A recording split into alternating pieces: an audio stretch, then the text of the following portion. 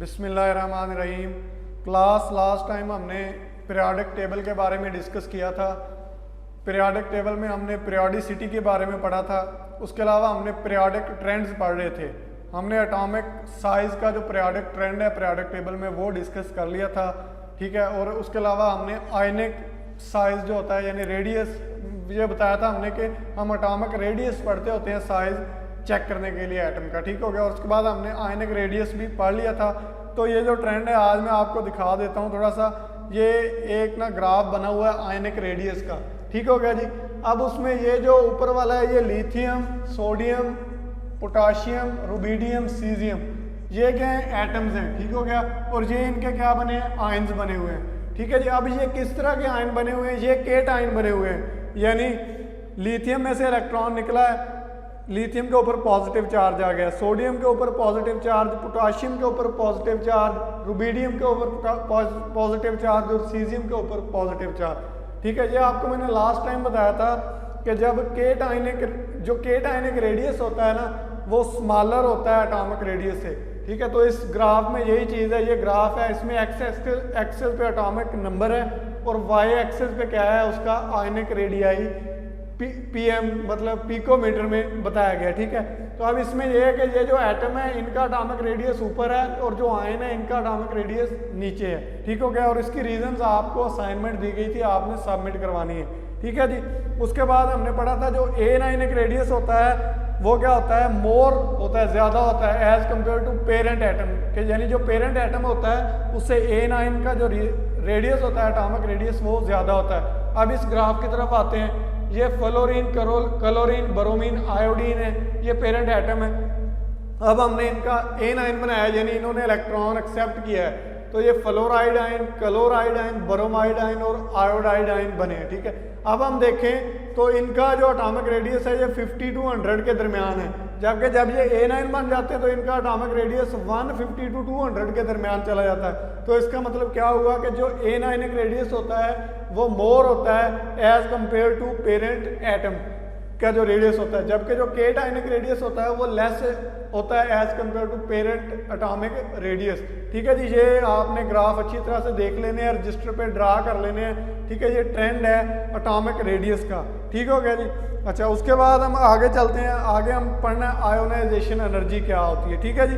Ionisation energy की अगर हम डेफिनेशन देखें, ionisation energy is the minimum amount of energy required to remove an electron from the outermost shell of an element in the gaseous form, ठीक हो गया। Gaseous जो state होती है ना उस स्टेट में किसी भी एटम के आखिरी शेल में से, आउटर मोस्ट शेल में से कोई जब हम इलेक्ट्रॉन निकालते हैं तो उस इलेक्ट्रॉन को निकालने के लिए जो मिनिमम एनर्जी रिक्वायर्ड होती है उस एनर्जी को कहते हैं हम आयोनाइजेशन एनर्जी, ठीक है जी। अगर हम डेफिनेशन देखें तो क्या डेफिनेशन है इसकी, The ionization energy of an element is the minimum quantity of energy which is required to remove an electron from the outermost shell of its isolated gaseous atom in the ground state। यानी जो element होना चाहिए या atom होना चाहिए वो gaseous state में होना चाहिए, यानी गैशियस स्टेट में जब किसी एटम के आखिरी शेल में से एक इलेक्ट्रॉन निकालते हैं तो वो जो इलेक्ट्रॉन निकालने के लिए जितनी एनर्जी चाहिए होती है उस एनर्जी को क्या कहते हैं, आयोनाइजेशन एनर्जी। अब हम अगर इसकी एग्जांपल देखें तो सोडियम गैशियस फॉर्म में है, ठीक हो गया।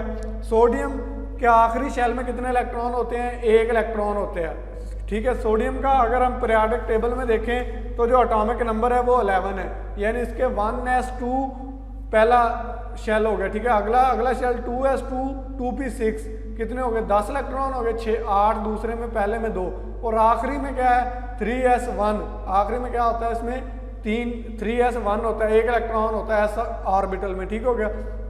तो वो जो हम एस में से एक इलेक्ट्रॉन है उसको निकाल दें तो ये क्या हो जाएगा, स्टेबल हो जाएगा, क्योंकि अब जो इसका आउटर मोस्ट शेल होगा या ऑर्बिटल होगा वो दूसरा होगा, क्योंकि उसमें कितने इलेक्ट्रॉन है 8 हैं तो वो स्टेबल है। तो जब हम इसमें से एक इलेक्ट्रॉन निकालते हैं तो वो जो एनर्जी हमें रिक्वायर होती है वो होती है 496 किलो जूल पर मोल, कितनी होती है, और ये क्या कहलाती है इसकी आयोनाइजेशन एनर्जी। और बाज़ औक़ात ऐसे होता है कि कुछ एलिमेंट या एटम्स ऐसे होते हैं जिनके आखिरी शेल में एक से ज़्यादा इलेक्ट्रॉन होते हैं, यानी 2 इलेक्ट्रॉन होते हैं आउटर मोस्ट शेल में, ठीक है। तो अगर हम 2 इलेक्ट्रॉन को निकालें तो पहले हम एक इलेक्ट्रॉन को निकालेंगे, वो उसकी फर्स्ट आयोनाइजेशन एनर्जी होगी, फिर दूसरे को निकालेंगे तो वो उसकी सेकंड आयोनाइजेशन एनर्जी होगी, अगर हम तीसरे इलेक्ट्रॉन को निकालते हैं तो वो क्या होगी, थर्ड आयोनाइजेशन एनर्जी होगी। अब इस चीज़ में अगर हम देखते हैं तो मैग्नीशियम है जी, फॉर एग्जाम्पल मैग्नीशियम में अगर पहला इलेक्ट्रॉन निकालते हैं तो Mg पॉजिटिव बनता है, साथ एक इलेक्ट्रॉन निकलता है और इसकी जो फर्स्ट आयोनाइजेशन एनर्जी है वो है 738 किलो जूल पर मोल। कितनी है, 738 किलो जूल पर मोल। अच्छा जी, अब क्या है, अब सेकंड निकालना है। जब सेकंड निकालेंगे इलेक्ट्रॉन तो उसकी आयोनाइजेशन एनर्जी होती है 1451 किलो जूल पर मोल, यानी ये क्या होती है, सेकंड आयोनाइजेशन एनर्जी डबल हो गई है फर्स्ट से, यानी ये ज़्यादा है। अब क्वेश्चन ये है कि second ionisation energy first ionisation energy से क्यों ज़्यादा है? तो इसका आंसर ये है कि जो पहला इलेक्ट्रॉन निकाला जाता है ना, वो हम एक न्यूट्रल एलिमेंट होता है या एटम होता है उसमें से निकालते हैं, ठीक है। जबकि जो दूसरा इलेक्ट्रॉन होता है वो हम एक पॉजिटिव चार्ज यानी के टाइन बन जाता है उसमें से निकालते हैं, ठीक है। जो के टाइन होता है उसका एटॉमिक साइज कम होता है, जबकि जो न्यूट्रल एलिमेंट है उसका एटॉमिक साइज बड़ा होता है। जब साइज बड़ा है तो उसमें से इलेक्ट्रॉन निकालना इजी है, लेकिन जब हम उसमें से एक इलेक्ट्रॉन निकाल देते हैं वो के टाइन बन जाता है तो दूसरा इलेक्ट्रॉन निकालना मुश्किल हो जाएगा, क्योंकि उसका साइज कम है। न्यूक्लियस की इलेक्ट्रॉन्स के ऊपर जो गिरफ्त है वो क्या हो जाएगी, स्ट्रॉन्ग हो जाएगी, ठीक है। जब उसकी पकड़ उसके ऊपर स्ट्रॉन्ग हो जाएगी तो दूसरा इलेक्ट्रॉन निकालना मुश्किल है। जब इलेक्ट्रॉन निकालना मुश्किल है तो उसकी जो सेकेंड आयोनाइजेशन एनर्जी होगी वो क्या होगी, उसकी मोर होगी, ज़्यादा होगी, ठीक है। अब हम अगर इसकी वेरिएशन देखते हैं तो विद इन ग्रुप अगर हम देखते हैं, ठीक है, तो वेरिएशन के लिए हम पहले एटॉमिक साइज को देखते हैं, वो हमने पहले पढ़ लिया। ग्रुप में क्या होता है, down the group atomic size increase होता है, ठीक है। डाउन द ग्रुप क्या होता है, एटॉमिक साइज इंक्रीज होता है। जैसे सबसे पहले ग्रुप को देखते हैं तो हाइड्रोजन उसका एक एलिमेंट है, दूसरा उसका एलिमेंट है लिथियम, तीसरा पहले ग्रुप का एलिमेंट सोडियम, फिर पोटाशियम, फिर रुबीडियम, फिर सीजियम और फिर एंड में फ्रांशियम, ठीक है जी। अगर हम डाउन द ग्रुप आते हैं तो हाइड्रोजन का एटॉमिक साइज सबसे कम है और फ्रांशियम का सबसे ज़्यादा है पहले ग्रुप में, ठीक है। तो इसका मतलब ये हुआ कि जो हाइड्रोजन के बाद, चलो हम इधर जो ग्राफ दिखाया गया ये लिथियम से स्टार्ट है, तो हम सपोज करते हैं जो लिथियम है ना उसका एटॉमिक साइज सबसे कम है। जब उसका एटॉमिक साइज सबसे कम है तो उसकी जो न्यूक्लियस है उसके इलेक्ट्रॉन के ऊपर जो पकड़ होगी, गिरफ्त होगी, वो सबसे ज़्यादा स्ट्रॉन्ग होगी। जब वो स्ट्रॉन्ग होगी तो उसके आखिरी शेल में से इलेक्ट्रॉन निकालना मुश्किल होगा। जब इलेक्ट्रॉन निकालना मुश्किल होगा तो उसकी आयोनाइजेशन एनर्जी क्या होगी, ज़्यादा होगी। तो यही वजह है कि लिथियम की आयोनाइजेशन एनर्जी सबसे ज़्यादा, उसके बाद सोडियम, फिर पोटाशियम, फिर रुबीडियम और एंड में क्या आता है, सीजियम आता है। ये क्या है, variation with in the group होगी, ठीक है जी। अब हम आगे चलते हैं, वेरिएशन अक्रॉस अ पीरियड। अब पीरियड में वेरिएशन क्या होती है? अच्छा जी, अब पीरियड में वेरिएशन समझने के लिए हम देखते हैं कि पीरियड में एटॉमिक साइज का क्या ट्रेंड होता है। तो पीरियड में हम फॉर एग्जांपल पीरियड देखते हैं ना, पीरियड क्या होती है, हॉरिजॉन्टल लाइंस होती हैं। पीरियड में अलोंग द पीरियड जब हम मूव करते हैं तो जो लेफ्ट साइड पे होते हैं ना पीरियोडिक टेबल के एटम्स, लेफ्ट टू राइट जब हम जाते हैं तो जो मोस्ट लेफ्ट साइड पे, ठीक है, जो लेफ्ट साइड पे है उसका एटॉमिक साइज सबसे बड़ा है। जैसे जैसे हम राइट साइड पे मूव करते जाते हैं तो उसका एटॉमिक साइज कम होता जाता है। वो एटॉमिक साइज क्यों कम होता जाता है, उसकी रीज़न ये है कि जब हम राइट साइड पे जाते हैं तो जो न्यूक्लियस का जो न्यूक्लियर चार्ज है वो बढ़ता जाता है, लेकिन जो शेल हैं वो शेल सेम रहते हैं, शेल नंबर सेम रहता है, लेकिन न्यूक्लियर का पॉजिटिव चार्ज बढ़ता जाता है। जैसे न्यूक्लियर का पॉजिटिव चार्ज बढ़ता जाएगा तो न्यूक्लियस की इलेक्ट्रॉन के ऊपर अट्रैक्शन बढ़ जाएगी। जब न्यूक्लियस की इलेक्ट्रॉन के ऊपर पकड़ बढ़ जाएगी, ठीक है, along the period from left to right, तो उससे क्या होगा, उसका एटॉमिक साइज कम होता जाएगा। ये मैंने आपको इन डिटेल डिस्कस कर लिया था इससे पिछले लेक्चर में, ठीक है। तो अब हम देखते हैं कि along the period ionisation energy का ट्रेंड क्या होता है। Along the period ionisation energy का ट्रेंड ये होता है कि जैसे हम अलोंग द पीरियड मूव करते हैं from left to right, size कम होता है। जो साइज कम होता है इसका मतलब न्यूक्लियस की इलेक्ट्रॉन के ऊपर पकड़ ज़्यादा है। तो जब पकड़ ज़्यादा है तो इलेक्ट्रॉन को निकालने के लिए ज़्यादा एनर्जी चाहिए। जब एनर्जी ज़्यादा चाहिए तो उसकी आयोनाइजेशन एनर्जी क्या हो जाएगी, मोर ज़्यादा हो जाएगी। इसका मतलब ये है कि जब हम पीरियड में from left to right move करते हैं तो जो आयोनाइजेशन एनर्जी है वो बढ़ती है। क्या होती है, वो बढ़ती है, ठीक है। अब हम इस ट्रेंड को देख लेते हैं। फॉर एग्जांपल ये हाइड्रोजन है, पहले पीरियड में देखते हैं, पहले पीरियड में दो एलिमेंट होते हैं या एटम, एक हाइड्रोजन दूसरा हीलियम। हाइड्रोजन क्या है, लेफ्ट साइड पे है, ठीक हो गया, तो उसकी आयनाइजेशन एनर्जी कम है, यानी इसका साइज बड़ा है। उसके बाद क्या है, हीलियम।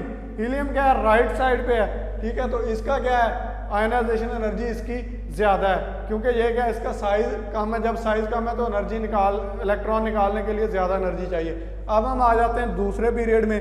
दूसरे पीरियड में लिथियम लेफ्ट साइड पे है, तो इसकी एटॉमिक साइज सबसे ज़्यादा है दूसरे पीरियड में, तो इसका मतलब है इसकी एनर्जी सबसे कम होगी। उसके बाद आएगा बेरिलियम। बेरिलियम की का साइज इससे थोड़ा छोटा है लिथियम से, तो इसलिए उसकी एटॉमिक एनर्जी आयनाइजेशन एनर्जी कुछ उससे ज़्यादा है। लेकिन इधर एक एक्सेप्शनल केस आता है कि होना तो ये चाहिए था कि बोरान का जो साइज है ना, बोरान का साइज वो बेरिलियम से छोटा है, तो होना ये चाहिए था कि बोरान की एनर्जी ज़्यादा होनी चाहिए थी, आयनाइजेशन एनर्जी बेरिलियम से। लेकिन होता यह है कि बोरान की आयनाइजेशन एनर्जी कम होती है, बेरिलियम का आयनाइजेशन एनर्जी ज़्यादा होती है। तो इसका आंसर ये है कि ये जो बोरान होता है ना, उसकी जो इलेक्ट्रॉनिक कन्फिग्रेशन है वो इस तरह से होती है 1s2 2s2 2p1, जबकि जो बेरिलियम होता है उसकी जो इलेक्ट्रॉनिक कन्फिग्रेशन है वो इस तरह से होती है 1s2 2s2। अब इसका मतलब है कि बेरिलियम है ना, उसका आखिरी शेल कंप्लीट है, बेरिलियम का आखिरी शेल कंप्लीट है, और जो बोरान है उसका आखिरी शेल कौन सा है, पी है, पी ऑर्बिटल है, सब ऑर्बिटल या शेल कह लें, ठीक है, और पी में कितने, एक इलेक्ट्रॉन है, ठीक है। तो इसलिए बेरिलियम में क्या है 1s2 2s2 यानी कंप्लीटली फिल्ड ऑर्बिटल है, तो इसमें से इलेक्ट्रॉन निकालना मुश्किल हो जाएगा, ठीक है। और बोरान में क्या है, जो आखिरी इलेक्ट्रॉन है वो p ऑर्बिटल में है, किसमें है वो, p ऑर्बिटल में, और p ऑर्बिटल की एनर्जी ज़्यादा होती है। जब p ऑर्बिटल की एनर्जी ज़्यादा है तो इसका मतलब हम थोड़ी सी एनर्जी और देंगे तो उसमें से इलेक्ट्रॉन निकल जाएगा। इसलिए जो बोरान है उसकी आयनाइजेशन एनर्जी कम होती है और बेरिलियम की आयनाइजेशन एनर्जी ज़्यादा होती है, ये एक एक्सेप्शन है। उसके बाद फिर कार्बन की ज़्यादा है क्योंकि उसका साइज़ कम है, नाइट्रोजन की ज़्यादा है, उसका साइज़ कम है, ठीक है। लेकिन ऑक्सीजन का साइज़ छोटा है नाइट्रोजन से, लेकिन उसकी आयनाइजेशन एनर्जी कम है। इधर भी क्या है, एक्सेप्शनल केस है।